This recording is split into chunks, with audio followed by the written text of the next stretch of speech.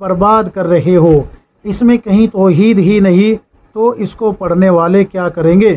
آپ صرف جماعت کا دفاع کر رہے ہو، نہ کہ حقیقت بیان کر رہے ہو۔ دوسرا اعتراض محمد ابراہیم کا ہے، وہ کہتے ہیں مفتی عمر صاحب آپ کتنا بھی گلا پھاڑ کر چیخیں، حقیقت یہی ہے کہ آپ کی جماعت والے قرآن سے دوری بنائے رکھتے ہیں۔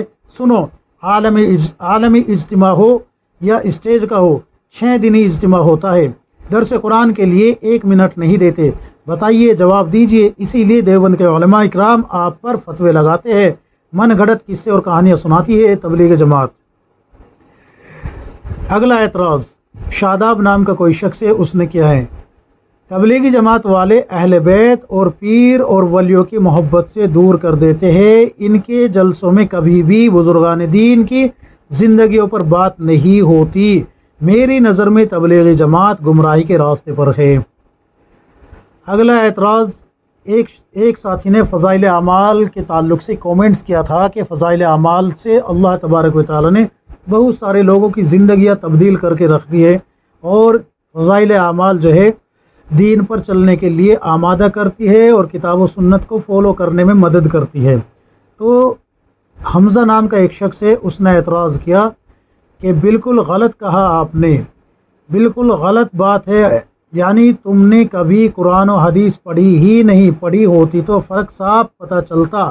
فضائل اعمال گمراہی کی کتاب ہے، من گھڑت قصے بھرے پڑے ہیں۔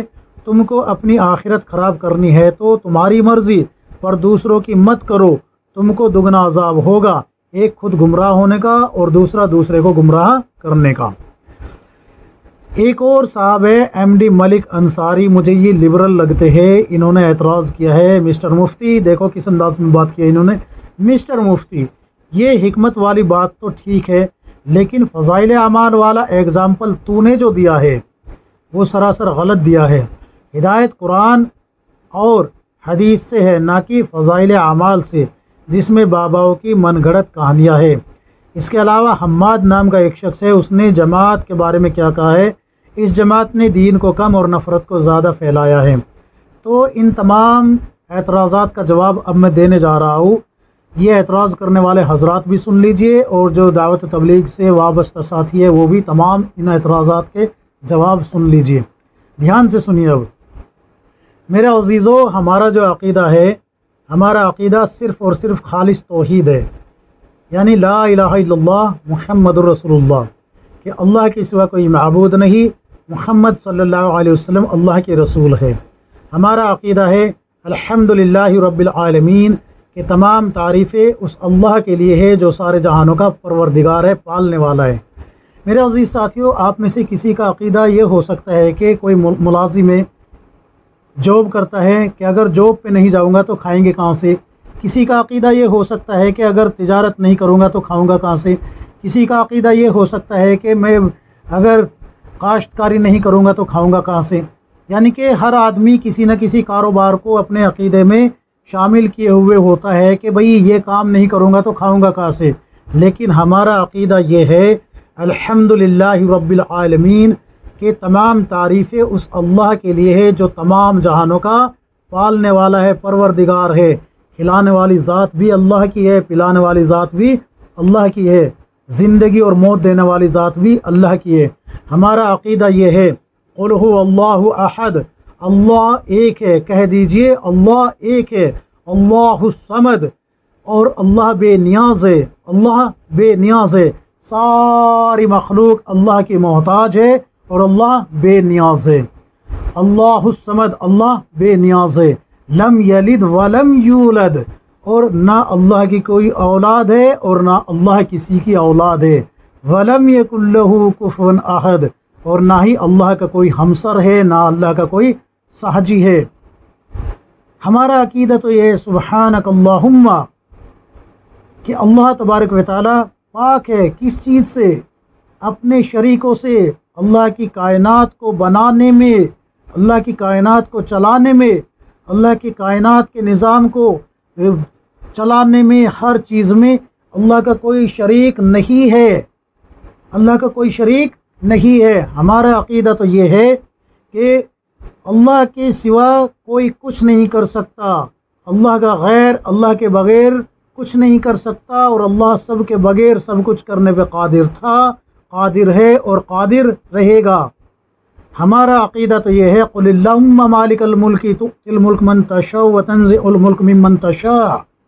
ہمارا عقیدہ تو یہ ہے کہ اللہ تبارک و تعالی جس کو چاہے جتنا ملک عطا فرما دے اور جس سے چاہے چھین لے۔ ہمارا عقیدہ تو یہ ہے وتعز من تشاء وتذل من تشاء، کہ اللہ تبارک و تعالی جس کو چاہے عزت عطا فرما دے، جس کو چاہے ذلیل کر دے۔ انک علی کل شیء قدیر، اللہ تبارک و تعالی ہر چیز پر قادر ہے، بے شک اللہ ہر چیز پر قادر ہے۔ ہمارا عقیدہ تو یہ ہے، ہمارا عقیدہ تو یہ ہے تولج اللیل فی النہار وتولج النہار فی اللیل، کہ اللہ کے سوا کون ہے جو دن میں سے رات کو پیدا کر سکے اور رات کو دن میں سے پیدا کر سکے۔ ہمارا عقیدہ تو یہ ہے وتخرج الحی من المیت وتخرج المیت من الحی، کہ کون ہے جو زندہ سے مردہ کو اور مردہ سے زندہ کو پیدا کر سکے۔ ہمارا عقیدہ تو یہ ہے وترزق من تشاء بغیر حساب۔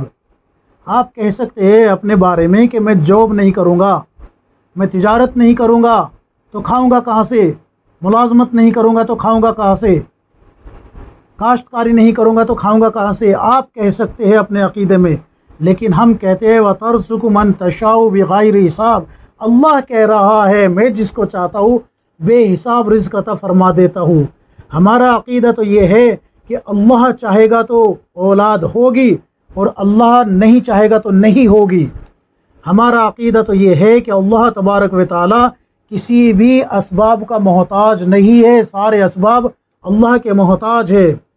ہماری تو توحید یہ ہے، اگر اس کے علاوہ آپ کی کوئی اور توحید ہے تو پھر آپ ہمارے ساتھ جماعت میں چلے، ہمیں سکھائے وہ توحید، اور اگر آپ کی توحید ایسی نہیں ہے تو پھر آپ جماعت میں آئے ہمارے ساتھ اور ہم سے توحید سیکھے، ہم سے توحید سیکھے، ہم آپ کو بتائیں گے پھر توحید کیا ہے۔ ہمارا تو عقیدہ اتنا مضبوط ہے الحمدللہ، اہل سنت والجماعت احناف دیوبند تبلیغی جماعت کا اتنا عقیدہ، اتنا صاف ستھرا عقیدہ ہے آئینے کی طرح، کہ جیسے صاف شفاف آئینہ ہوتا ہے، بالکل اس طریقے سے ہمارا عقیدہ ہے، اس میں کوئی ملاوٹ نہیں ہے۔ ہمارا عقیدہ تو یہ ہے اللہ لا الہ الا ہو الحی القیوم لا تأخذہ سنۃ ولا نوم۔ ہمارا عقیدہ تو یہ ہے کہ اللہ کے سوا کوئی معبود نہیں، الحی وہ زندہ ہے، جس کو موت آ جائے وہ حاجت روا مشکل کشا نہیں ہو سکتا۔ ہمارا عقیدہ تو یہ ہے کہ جس کو جو اللہ کا ولی جو دنیا میں رہتے ہوئے بیمار ہو گیا، موت آ گئی، کفنانے میں دوسرے کا محتاج، غسل میں دوسرے کا محتاج، دفنانے میں دوسرے کا محتاج، جس کے لیے نماز جنازہ بطور دعائے مغفرت پڑھی گئی ہو، جو مغفرت میں دوسروں کی دعا کا محتاج بن گیا، وہ حاجت روا نہیں ہو سکتا۔ جس کو موت آ گئی وہ مشکل کشا نہیں ہو سکتا۔ ہمارا عقیدہ تو یہ ہے الحی، اللہ زندہ تھا، زندہ ہے اور زندہ رہے گا، اسے موت نہیں آئے گی۔ القیوم، ہمارا عقیدہ تو یہ ہے کہ آپ جو ہے ایک گلاس کو تھامنے میں ہاتھ میں، ایک گلاس کو اپنی مرضی سے نہیں تھام سکتے ہاتھ میں، ایک گلاس کو تھامنے میں اللہ کے محتاج ہے۔ ہمارا عقیدہ یہ ہے کہ اللہ تبارک و تعالیٰ نے ساری کائنات کو بنا کے اس کو چلا بھی رہا ہے اور اس کو سنبھال بھی رکھا ہے، تھام بھی رکھا ہے، اور اس میں کسی کا محتاج نہیں ہے۔ ہمارا عقیدہ تو یہ ہے، ہمارا عقیدہ تو یہ ہے کہ اللہ تبارک و تعالیٰ وہ ذات ہے جس کو نیند تو بڑی چیز ہے، اونگ بھی نہ آئے، اونگ بھی جس کو آ جائے وہ رب نہیں ہو سکتا، اور جس کو موت آ جائے اس کو ہم کیسے اپنا حاجت روا اور مشکل کشا مان لے۔ ہمارا تو توحید بعقیدہ یہ ہے، ہمارا عقیدہ توحید تو یہ ہے۔ اگر اس کے علاوہ آپ کا کوئی عقیدہ ہے تو پھر آپ کو اپنے عقیدے کی اصلاح کرنی چاہیے، ہمارے عقیدے کے بارے میں بات کرنے کی آپ کو جرت اور ضرورت نہیں ہے۔ اگر آپ جو ہے عقیدہ سیکھنا چاہتے ہیں تو ہمارے ساتھ جڑے دعوت و تبلیغ میں، تب آپ کو پتہ لگے گا کہ عقیدہ کیا ہے۔ آپ جماعت میں گئے نہیں، فضائل اعمال آپ نے پڑھی نہیں اور بس الزامات لگانے شروع کر دیے۔ یہ جو فضائل اعمال پر اعتراضات کرنے والے لوگ ہیں، یہ وہ ہے جنہوں نے فضائل اعمال کی فاوی کی کتاب کھول کے نہیں پڑھی ہوگی، سنی سنائی باتوں پہ جو ہے اندھی تقلید کر رہے ہوتے ہیں۔ اللہ کے نبی صلی اللہ علیہ وسلم کی حدیث ہے، سن لیجئے غور سے۔ اللہ کے نبی صلی اللہ علیہ وسلم نے فرمایا کہ آدمی کے جھوٹا ہونے کے لیے اتنی ہی بات کافی ہے کہ وہ سنی سنائی بات کو آگے پیش کر دے۔ تو آپ نے فضائل اعمال کھولی نہیں، پڑھی نہیں، بس لوگوں سے سنا اور جو ہے اعتراض کر دیا کہ فضائل اعمال میں کس سے کہانیاں بھری ہوئی ہیں اور فضائل اعمال گمراہ کرنے والی کتاب ہے۔ فضائل اعمال کو جب آپ کھول کے دیکھیں گے اس میں قرآنی آیات بھی ہے، صحیح حدیثیں بھی ہے، حسن حدیثیں بھی ہے، ضعیف حدیثیں بھی ہے اور بزرگان دین کے واقعات بھی ہے، لیکن شرک کا نام و نشان کہیں نہیں ملے گا آپ کو۔ آپ نے صرف سنا ہے، پڑھا نہیں۔ جس دن آپ پڑھ لیں گے آپ کے سامنے فضائل اعمال کی حقانیت سامنے آ جائے گی۔ سمجھ میں آ گئی بات؟ رہا یہ جو اعتراض کیا گیا ہے دوسرا کہ دعوت و تبلیغ والے قرآن کریم سے دور کر دیتے ہیں، اس کا جواب میں ایک ویڈیو میں دے چکا ہوں، پھر سے دے رہا ہوں۔ آپ دعوت و تبلیغ میں وقت لگائیں۔ جب آپ صبح کے وقت اٹھیں گے نا، ہر روز کی بات کر رہا ہوں میں، صبح کے وقت جب آپ اٹھیں گے مشورے کے بعد سب سے پہلے قرآن کریم کا ہی حلقہ لگتا ہے۔ جماعت میں جب جاتے ہیں نا، سب سے پہلے قرآن کریم کا ہی حلقہ لگتا ہے، قرآن سکھایا جاتا ہے، قرآن سکھایا جاتا ہے۔ کسی کو قرآن کی صورت یاد نہیں ہے وہ یاد کرائی جاتی ہے، کسی کے پڑھنے میں غلطی ہے اس کو صحیح کرایا جاتا ہے۔ آپ جو ہے کہہ رہے ہیں کہ قرآن کریم نہیں پڑھنے دیتے، ہم کہتے ہیں کہ فضائل قرآن دعوت و تبلیغ میں قرآن کے فضائل پڑھنے کے بعد سب سے پہلے قرآن ہی صحیح کرایا جاتا ہے۔ آپ جا کے دیکھیں دعوت و تبلیغ میں وقت لگا کے دیکھیں، تب آپ کو پتہ لگے گا۔ یوں ہی جو ہے نا بوگس بازی کرنے سے کوئی فائدہ نہیں ہے۔ اچھا، یہ جو اعتراض کیا ہے کہ دعوت و تبلیغ والے اہل بیت اور ولیوں کی محبت سے دور کر دیتے ہیں، ہمارا ایمان ہے، ہمارا یقین ہے، ہمارا عقیدہ یہ ہے کہ جو اہل بیت سے محبت نہیں کرتا وہ مکمل ایمان والا نہیں ہے، کامل ایمان والا نہیں ہے۔ سمجھ میں آ گئی بات؟